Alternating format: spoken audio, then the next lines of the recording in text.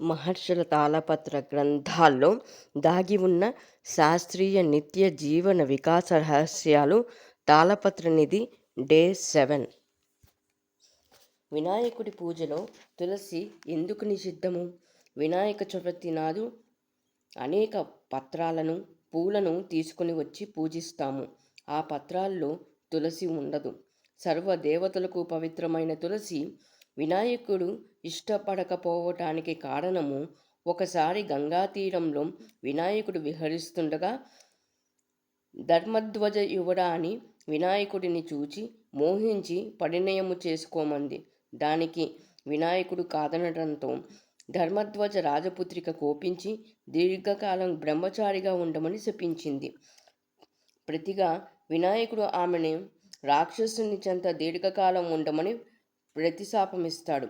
వినాయకుడు శాపానికి చింతించిన ధర్మధ్వజకు రాకుమార్తె స్వామిని మన్నించమని వేడుకోగా వినాయకుడు శాంతించి రాక్షసుని చెంత కొంతకాలం ఉండి ఆపై పవిత్రమైన తులసిగా జన్మిస్తావు అని చెబుతాడు.